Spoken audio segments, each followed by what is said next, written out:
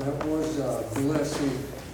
I trust you were part of the Holy Spirit and the Holy Passion as we sang together. And I appreciate you letting my wife play. She doesn't get much opportunity anymore.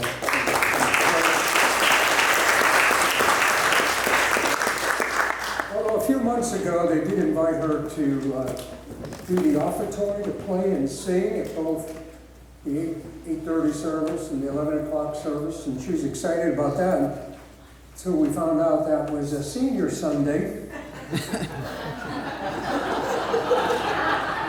And they just wanted old people to do all this stuff. But I have you know, they didn't ask me to preach. We've enjoyed that one. Automobiles are amazing things. I was just thinking about it. Friday night, I was sitting beside Steve Kaczynski around a campfire up in New Hampshire having a hot dog. Not sharing the same one, we each had our own. And then here we are worshiping in another state 2 days later. I ask you to turn with me to Mark chapter 10, if you will. Mark chapter 10.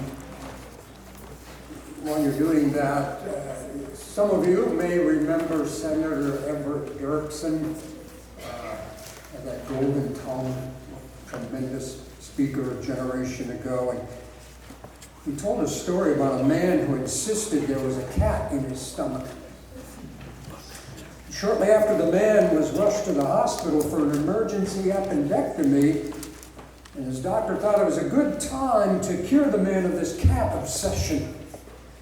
So when the man came out of the anesthesia, the doctor held up a black cat and said, "Well, we got the cat out of you. You should be fine now." The patient just collapsed, held his head, moaned and groaned. The doctor was a little put out with him and said, "Oh, now what's the matter?" He said, "Sure, you got the black one. What about the white?" You tell that because we're going to be talking about persistence. And if nothing else, that man was persistent. Persistent. A not so funny story was told by a veteran missionary I heard at a missions conference years ago.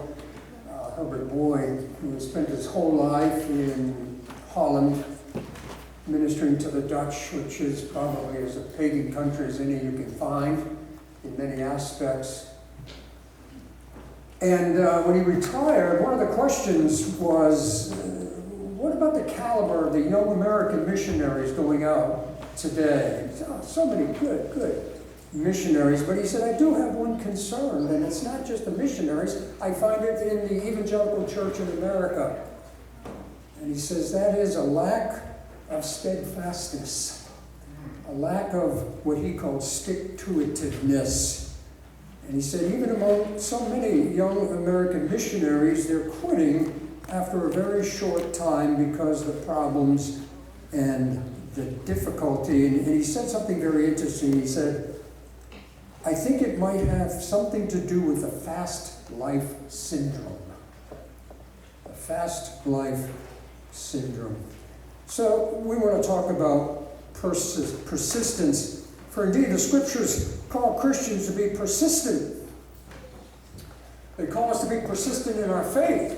They call us to be persistent in our love of one another, in our prayer, in our attendance and participation in our church, in our study of the Word, in the ministry, in obedience, in our marriage, family life.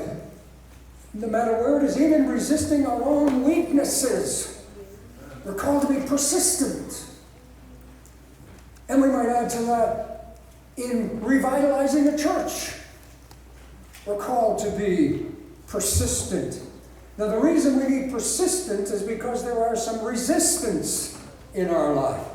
Adam and Eve knew no resistance except the Word of God said, don't eat from that tree. Once they ate from that tree, they knew a world of resistance. When we get to heaven, one of the aspects of heaven is there'll be no more resistance in our lives. And we won't have to be persistent because we'll be what we need to be all the time. But for now, we need to be persistent because of resistance. And resistance comes quickly from three areas. First of all, it comes from Satan. There is a devil. And he will resist you in being and doing all that God wants you to be and do.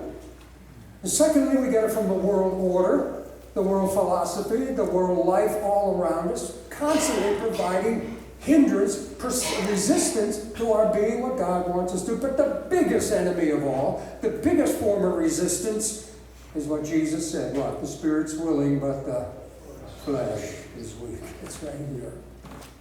It's myself, my old nature, and all the rest of it, resisting being persistent in what God wants me to do and to be.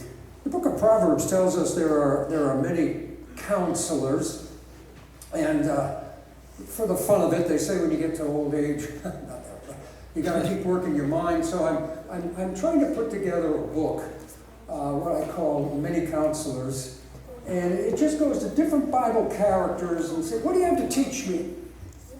And the character I'd like you to go with me today, one of my chapters, is a fellow has a lot to tell us about persistence.